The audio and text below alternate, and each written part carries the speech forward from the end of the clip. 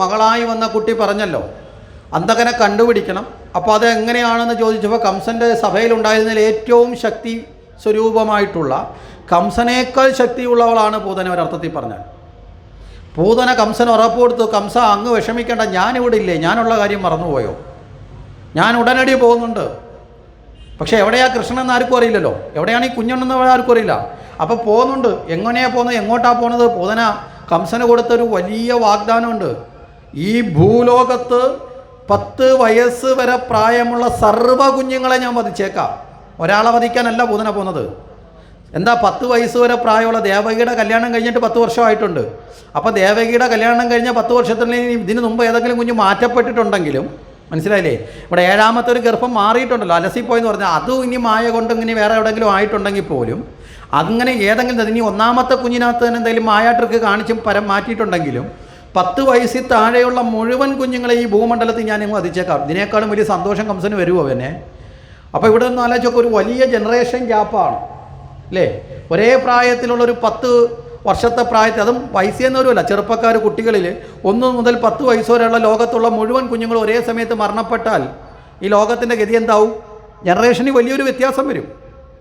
ആ ഒരു വലിയ ജനറേഷൻ ഗ്യാപ്പ്, ഒരു വലിയ എന്താ പറയുക, തിന്മയിലേക്കാണ് ആര് വരുന്ന? പൂതന വരുന്നത്. പൂതന ഈ ചിന്തയോടുകൂടി പുറത്തോട്ട് ഇറങ്ങിയപ്പോൾ തന്നെ ഭഗവാൻ മനസ്സുകൊണ്ട് ചിന്തിച്ചു, പൂതനെ വേറെ ഏതെങ്കിലും കുഞ്ഞിൻ്റെ അടുത്തേക്ക് വിടുന്നത് ശരിയല്ല. കാരണം വിട്ടു കഴിഞ്ഞാൽ പൂതനെ ആ കുഞ്ഞിനെ കൊന്നാൽ ആ കുഞ്ഞ് മരിക്കുമ്പോൾ ആ അമ്മയ്ക്കുണ്ടാകുന്ന ദുഃഖം ഇല്ലേ, താൻ കാരണം തന്നെ തിരക്കി വരുന്നതിൻ്റെ കാരണം കൊണ്ട് വേറെ ഒരു കുട്ടിക്കും ദുഃഖം ഉണ്ടാവരുത്. പൂതന കൃഷ്ണനെ കണ്ടുപിടിക്കുകയല്ല ചെയ്യുന്നത്, കൃഷ്ണൻ പൂതനെ അവിടേക്ക് ആകർഷിച്ചങ്ങ് എടുക്കുക. കാന്തം ഇരുമിനെ പിടിക്കുന്ന കണക്ക് നേരെ കൃഷ്ണൻ തന്നെ പൂതനയ്ക്ക് നേരെ ഗോകുലത്തിലേക്കൊരു കണക്ഷൻ കൊടുത്തു, ഇങ്ങോട്ട് പോരെ എന്ന്. പൂതനെ അറിയാതെ എവിടേക്കെത്തി? ഗോകുലത്തിലേക്കെത്തി. എത്തുന്ന സമയത്ത് പൂതനയുടെ മനസ്സിൻ്റെ ഉള്ളിൽ ഒരു കുഞ്ഞിനെ ആദ്യമേ കൊന്നു തുടങ്ങണം, എന്നാൽ പിന്നെ ആദ്യമേ തന്നെ നല്ലൊരു അന്തരീക്ഷത്തിൽ തുടക്കമില്ലേ, ഉദ്ഘാടനം നല്ല രീതിയിലാവട്ടെ. നോക്കിയപ്പോൾ എന്താ, ഇവിടെ വലിയ ആഘോഷം, വലിയ ഉത്സവം നടക്കുന്നു. നന്ദഗോപർക്ക് ഒരു കുഞ്ഞു പിറന്നു, അതിൻ്റെ ആഘോഷം നടക്കുന്നു. നന്ദഗോപർ രാജാവും കൂടാണ്, ആ നാട്ടുപ്രമാണിയാണ്. അപ്പോൾ അതിനുവേണ്ടി ഗോപികമാരെല്ലാവരും ആനന്ദ നൃത്തമാടിക്കൊണ്ട് വളരെ മനോഹരമാർന്ന ആ കുഞ്ഞിൻ്റെ മുഖകാന്തി കണ്ടുകൊണ്ട് ഇങ്ങനെ എല്ലാവരും സന്തോഷത്തിൽ ആഘോഷിക്കുക. എന്നാൽ അവനെ തന്നെ കൊന്നേക്കാം, മനസ്സിലായില്ലേ? ആരുറപ്പിച്ചു? പൂതന നേരെ കടന്നു വന്നു. അതീവ സുന്ദരിയായിട്ടാണ് പൂതന കടന്നു വരുന്നത്. ആഭരണങ്ങളൊക്കെ അണിഞ്ഞ് വളരെ മനോഹരമായി വന്നു. പൂതനയെ ഗോപികമാരെല്ലാവരും കണ്ടു, യശോദ ഉൾപ്പെടെ കണ്ടു. പക്ഷേ നീ ആരാണ്, നീ എവിടെ നിന്ന് വന്നു എന്ന് ചോദിക്കാൻ വിട്ടുപോയി. എന്താ കാരണം? ഈ സൗന്ദര്യഭാവം കണ്ടങ്ങ് മോഹിച്ചു. അവിടെയാണ് സാധാരണഗതിയിൽ പറയും, കാര്യമായും തമാശയായും പറയും, 2 സ്ഥലങ്ങളിലൂടെ സ്ത്രീകളെ കൊണ്ടുപോകാൻ പാടില്ല. ഒന്ന് തുണിക്കടയുടെ മുമ്പിൽ കൂടെ, ഒന്ന് സ്വർണ്ണക്കടയുടെ മുമ്പിൽ കൂടെയും. ഈ 2 സ്ഥലത്ത് കൊണ്ടുപോയി കഴിഞ്ഞാൽ കൊണ്ടുപോകുന്ന ആളിനെ അവിടെ പണയം വെച്ചിട്ടേ തിരിച്ചു വരുത്തുള്ളൂ. ഇവിടെ എന്താ കാരണം? ഇങ്ങനെയുള്ള വസ്തുക്കളിൽ, ആഭരണങ്ങളിലും വസ്ത്രങ്ങളിലും മനസ്സ് മോഹിക്കപ്പെടുന്നവരാണ്. ഇവിടെ അതിലും മോഹിച്ചപ്പോൾ അവൾ ആരാണെന്ന് തിരക്കിയില്ല, പൂതനെ അകത്ത് വന്നു. വളരെ ഗംഭീരമായ കാളകൂട വിഷത്തിന് തുല്യമായ വിഷം ചേർത്ത മുലക്കാമ്പ് ആ കുഞ്ഞിൻ്റെ വായിലേക്ക് വെച്ചു കൊടുത്തുകൊണ്ട് തക്കമായ സ്ഥലത്ത് മാറിയിരുന്ന് 2 കൈകളും കൊണ്ട് ബലമായി പിടിച്ചു പൂതന.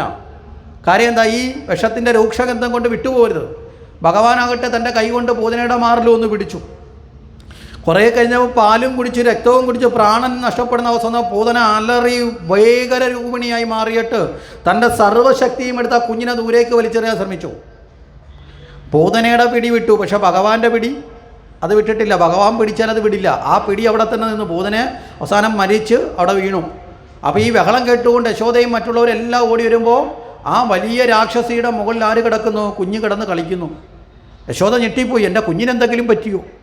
യശോദയുടെ മനസ്സ് മാതൃഹൃദയം വേദനയിലായി. ഓടിച്ചെന്നെടുത്തു, ഉമ്മ കൊടുത്തു.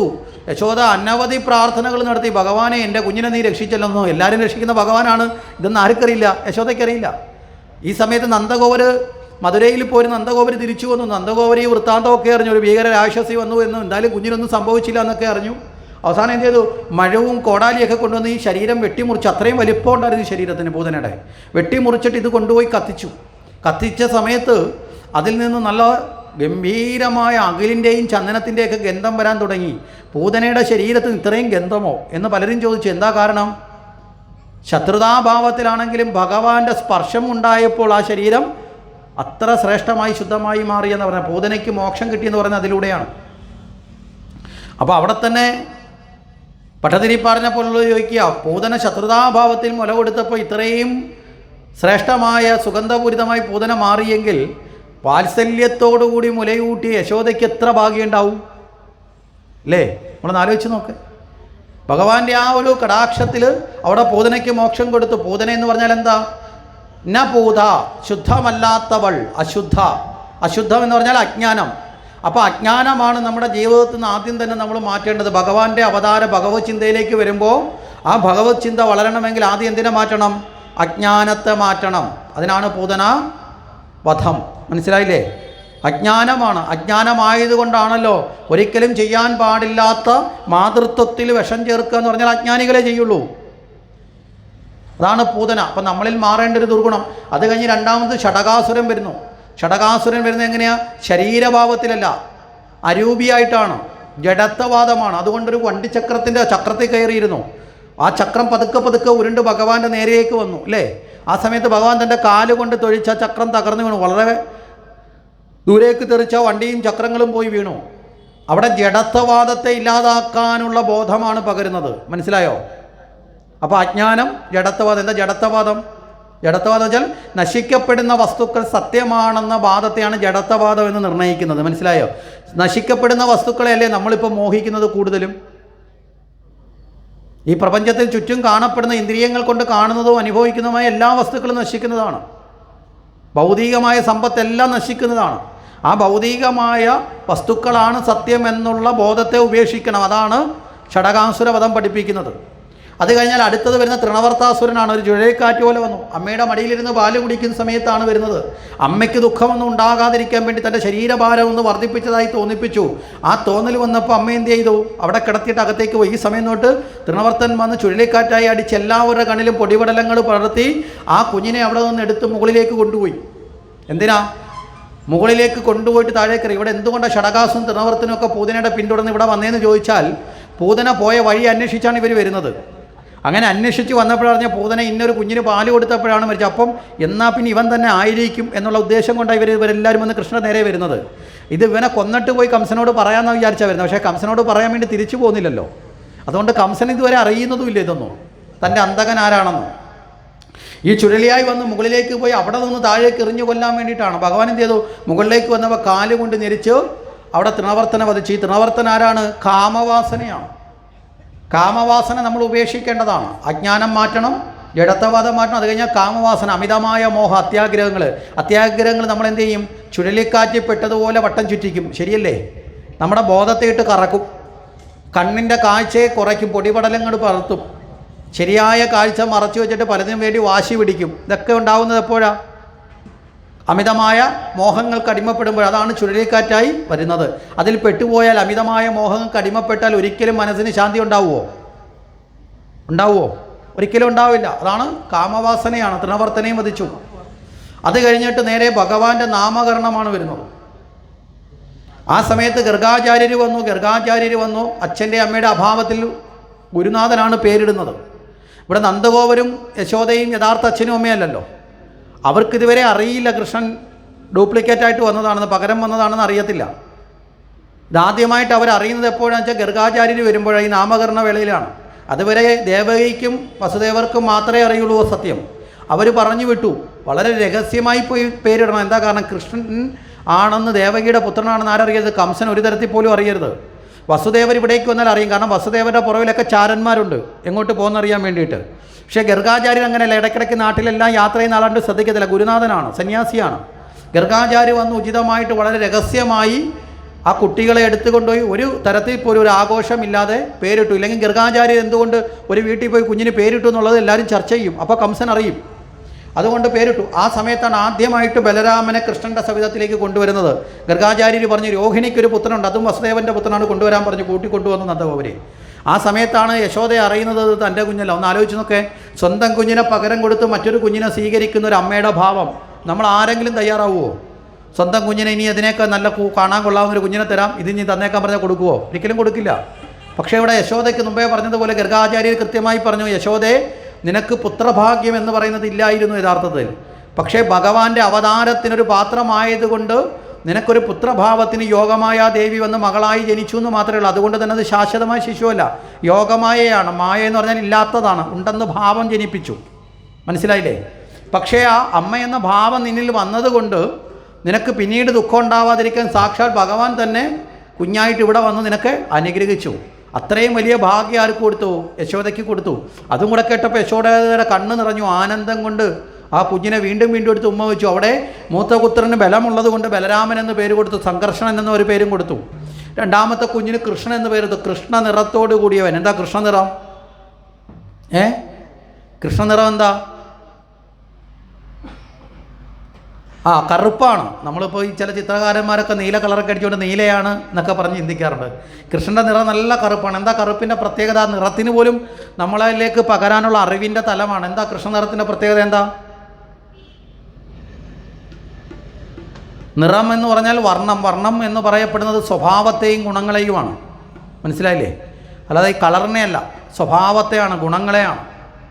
ഇവിടെ എല്ലാ ഗുണങ്ങളും ആരിലാണോ അടങ്ങിയിരിക്കുന്ന സർവ്വഗുണങ്ങളെയും ഉള്ളിലടക്കി ആ ഗുണത്തിൻ്റെ നാഥനായി മേവുന്നവനാണ് കൃഷ്ണൻ. ഇവിടെ നമ്മൾ നിറങ്ങളെ, പുറമേയുള്ള നിറങ്ങളെ എടുത്ത് നോക്കുക. ഒരു ഉദാഹരണത്തിന് മനസ്സിലാക്കണമെങ്കിൽ, നിങ്ങൾ രണ്ട് കളർ തമ്മിൽ മിക്സ് ചെയ്താൽ മൂന്നാമത്തൊരു കളർ ഉണ്ടാവും, ഉണ്ടാവില്ലേ? നിങ്ങൾ ചുവപ്പും പച്ചയും കൂടെ മിക്സ് ചെയ്ത് കഴിഞ്ഞാൽ മൂന്നാമതൊരു കളർ ഉണ്ടാവും. മഞ്ഞയും നീലയും കൂടെ മിക്സ് ചെയ്താൽ വേറൊരു കളർ ഉണ്ടാവും, ഉണ്ടാവില്ലേ? വെള്ളയും വേറൊരു കളറും മിക്സ് ചെയ്താലും മാറ്റം ഉണ്ടാവും. കുറച്ച് ആ കളർ ലൈറ്റായിട്ട് മാറും. നിങ്ങൾ ഏത് നിറം കറുപ്പിനോട് ചേർത്ത് നോക്കേ, ഏത് നിറം അവശേഷിക്കും? കറുപ്പ് മാത്രമേ അവശേഷിക്കൂ. ഏത് നിറം കറുപ്പിനോട് ചേർത്താലും, ചുവപ്പ് ചേർത്താലും പച്ച ചേർത്താലും നീല ചേർത്താലും വെള്ള ചേർത്താലും അവശേഷിക്കുന്ന നിറം എന്തായിരിക്കും? കറുപ്പായിരിക്കും. അപ്പോൾ എല്ലാത്തിനെയും ഉള്ളിലാക്കി എല്ലാത്തിനെയും ഒരുപോലെ, പ്രത്യേകിച്ച് ഇന്ന ഗുണമുള്ളവൻ എന്ന് പറയേണ്ട ആവശ്യമില്ല. കാരണം എല്ലാ ഗുണവും ഉള്ളിലാണ്. എല്ലാത്തിനെയും ഉള്ളടക്കിയവൻ, എല്ലാത്തിനെയും തൻ്റെ ഉള്ളിൽ ചേർത്തവൻ. മനസ്സിലായില്ലേ? ആ രൂപത്തോടു കൂടിയവനായതുകൊണ്ട് കൃഷ്ണൻ എന്ന് പേര്. കൃഷ്ണനെ ഇല്ലാതാക്കുന്ന കൃഷ്ണനായി അങ്ങനെ നാമകരണം ചെയ്തു. ഇത് കഴിഞ്ഞപ്പോൾ ഭഗവാൻ വിചാരിച്ചു അമ്മയ്ക്ക് തന്നെക്കുറിച്ചൊരു ടെൻഷനൊക്കെ ഉണ്ട്. എന്താ കാരണം? 2-3 അസുരന്മാർ വന്നല്ലോ. ഷടകാസുരൻ വന്നു, അത് കഴിഞ്ഞ് തൃണവർത്തം വന്നു, പൂതന വന്നു. ഇതൊക്കെ കണ്ട് ഭയന്നിരിക്കുക യശോദ. തൻ്റെ കുഞ്ഞിന് എന്തൊക്കെയോ ദുഃഖങ്ങളുണ്ട്, എന്തൊക്കെയോ ബുദ്ധിമുട്ട് വരുന്നുണ്ടെന്ന് ഭയന്നു. അമ്മയെ ഒന്ന് റിലാക്സ് ചെയ്യണം, ഒന്ന് കൂളാക്കണം, മാനസികമായിട്ട് BP ഒക്കെ ഒന്ന് കുറയ്ക്കണമെന്ന് ആർക്ക് തോന്നി? ഭഗവാന് തോന്നി. ഭഗവാൻ എന്ത് ചെയ്തു? അല്പം മണ്ണ് വാരി തിന്നുന്നതായിട്ട് കാണിച്ചു. കൂടെയുള്ള കുട്ടികൾ ഓടിച്ചെന്ന് പറഞ്ഞു, ദേ കൃഷ്ണൻ മണ്ണ് വാരി തിന്നു. യശോദ ഓടി വന്ന് വാ പിടിച്ച് തുറന്നു മണ്ണ് നീക്കാനായിട്ട്. ആ സമയത്താണ് 7-14 ലോകവും തൻ്റെ വായ്ക്കുള്ളിൽ ആര് കാട്ടിക്കൊടുത്തു? കൃഷ്ണൻ കാട്ടിക്കൊടുത്തു. യശോദ പേടിച്ചു പോയി ആദ്യം. എന്തേ എനിക്കിങ്ങനെ തോന്നിയത്? ഭ്രമിച്ചാണോ എന്താണെന്നറിയില്ല. യശോദയെ ഇത് കാട്ടിക്കൊടുത്ത് എന്തിനാ? യശോദയെ നീ പേടിക്കണ്ട, ഈ വരുന്നവരൊന്നും എന്നെ ഒന്നും ചെയ്യാൻ വേണ്ടി ശക്തരല്ല. കാരണം ഈ ലോകം മുഴുവൻ എൻ്റെ ഉള്ളിലാക്കിക്കൊണ്ട് നടക്കുന്ന എന്നെ ഈ ലോകത്ത് ജനിച്ച ഏതെങ്കിലും ഒരാൾക്ക് എന്തെങ്കിലും ചെയ്യാൻ പറ്റുമോ? ഒന്നുമില്ല. യശോദ അതോടുകൂടി റിലാക്സായി. അത്രയും നേരത്തെ യശോദയുടെ ടെൻഷനും അങ്ങ് മാറി. പക്ഷേ യശോദയെ ആ നിലയിൽ നിർത്തിയാൽ പിന്നെ പുത്രവാത്സല്യത്തിൽ കൃഷ്ണനെ നോക്കൂ യശോദ. ഒരു ബഹുമാനമായി പോവും, പേടി ഭയമൊക്കെ ആവില്ലേ? അതുകൊണ്ട് എന്ത് ചെയ്തു? യശോദ ആ നിലയിൽ കൊണ്ടുവന്ന് കൂളാക്കിയിട്ട് വീണ്ടും പഴയ ഭാവത്തിലെങ്കിൽ യശോദയാക്കി. യശോദയ്ക്ക് തോന്നി, എനിക്ക് തോന്നിയതായിരിക്കും, അല്ല കുഞ്ഞിൻ്റെ വായിൽ എങ്ങനെ ഈ ലോകം മുഴുവൻ കാണുന്നത് എന്നുള്ള ചിന്ത പിന്നെ അങ്ങ് യശോദ സാധാരണ നിലയിലേക്ക് യശോദയെ തിരിച്ചു എത്തിച്ചു. ഇത് കഴിഞ്ഞ് തൊട്ടു പുറവിൽ ഭഗവാന്റെ ഒരു പ്രധാന ലീലയായിട്ട് വെണ്ണാപഹരണം വരുന്നുണ്ട്. ആ വെണ്ണാപഹരണം നമ്മൾ സാധാരണഗതിയിൽ ഒരു അപവാദം പോലെ ഭഗവാന്റെ ലീലയെ പറയുന്ന ഒന്നാണ്, അല്ലേ? കാര്യം നമ്മൾ കൃഷ്ണ എന്ന് വിളിക്കും, ഭഗവാനെ എന്ന് വിളിക്കും, എന്നിട്ട് കള്ളാന്നും വിളിക്കും. ചേരുന്ന ചേർച്ച വല്ലതും ആണോ? നിങ്ങളെ വീട്ടിൽ ആരെങ്കിലും ഒരാൾ കയറി കക്കാൻ കയറി പിടിച്ച് തെങ്ങി കെട്ടി നിർത്തിയപ്പോൾ പറയാണ് ഞാൻ ഭഗവാനാന്ന് പറഞ്ഞാൽ നിങ്ങൾ എന്ത് ചെയ്യും? അഴിച്ചു വിടുവോ? അതോ ചന്ദനത്തിരിയും കർപ്പൂരമൊക്കെ വരുന്ന അവിടെ നിന്നൊരു പൂജ നടത്തുവോ? എന്താ ചെയ്യുന്നത്? 2 ഇടിയും കൂടെ കൊടുക്കൂല്ലേ? ഭഗവാന്റെ പേര് പറയുന്നോടാന്ന് ചോദിച്ച് 2 ഇടിയും കൂടെ കൊടുക്കും. ശരിയല്ലേ? ആണോ അല്ലയോ? ആണോ? അതേ ചെയ്യത്തുള്ളൂ. അങ്ങനെയാണെങ്കിൽ ഇവിടെ ഭഗവാൻ എങ്ങനെയാണ് കള്ളനാവുന്നത്? അപ്പോൾ എവിടെയോ ഒരു മിസ്റ്റേക്കുണ്ട്. കള്ളന് ഈശ്വരനാവാനും പറ്റത്തില്ല. നമ്മൾ മനസ്സിലാക്കിയിരിക്കുന്ന ധാരണയിൽ എന്തോ ഒരു മിസ്റ്റേക്ക് അവിടെ ഉണ്ട് എന്ന് നമ്മൾ മനസ്സിലാക്കണം. കാരണം ഭഗവാന്റെ മഹത്വത്തെ പറയാൻ വേണ്ടിയിട്ട് വ്യാസൻ എഴുതിയ ഭാഗവതത്തിൽ ഭഗവാനെ മോശക്കാരനാക്കാനുള്ളൊരു കഥ ചേർക്കേണ്ട ആവശ്യമുണ്ടോ? നമ്മൾ മുമ്പേ പറഞ്ഞ ഭഗവാന്റെ എല്ലാ കഥയും ഇവിടെ പറഞ്ഞിട്ടില്ല, സെലക്ട് ചെയ്ത കഥയാണ്. അപ്പോൾ ഇങ്ങനൊരു കഥ സെലക്ട് ചെയ്ത് ഭഗവാനെ ഒരു കള്ളനാക്കി അവതരിപ്പിക്കേണ്ട ആവശ്യമുണ്ടോ? ഇല്ല. അപ്പോൾ ആ കഥയുടെ അന്തതത്വത്തെക്കുറിച്ച് നമുക്ക് ചിന്തിക്കേണ്ടതുണ്ട്. അത് വളരെ കുറച്ച് ദീർഘമായി ചിന്തിച്ച് മനസ്സിലാക്കേണ്ടതാണ്. കാരണം നമ്മളെ മനസ്സിൽ ആഴത്തിൽ നമ്മൾ കൊണ്ട് പതിപ്പിച്ച് വെച്ചിരിക്കുന്ന ഇപ്പോഴും കള്ളനല്ലേ, കള്ളനാണ്, കള്ളനാണ്, കള്ളനാണെന്നാണ്, അല്ലേ? വെണ്ണകട്ടൊരുണ്ണിയല്ലേ എന്നൊക്കെ പറഞ്ഞിട്ടാണ് വച്ചേക്കുന്നത്. അപ്പോൾ ഈ ആഴത്തിലുള്ളത് മാറണമെങ്കിൽ എന്ത് ചെയ്യണം? ആഴത്തിൽ പോയിട്ട് പറിച്ചെടുക്കണം. അപ്പം അതുകൊണ്ട് കുറച്ച് സമയം അതിനാവശ്യവുമാണ്. അതുകൊണ്ട് നമുക്ക് തുടർന്നുള്ള സമയങ്ങളിൽ അതിനെക്കുറിച്ച് നമുക്ക് സുവ്യക്തമായിട്ട് ചിന്തിക്കാം.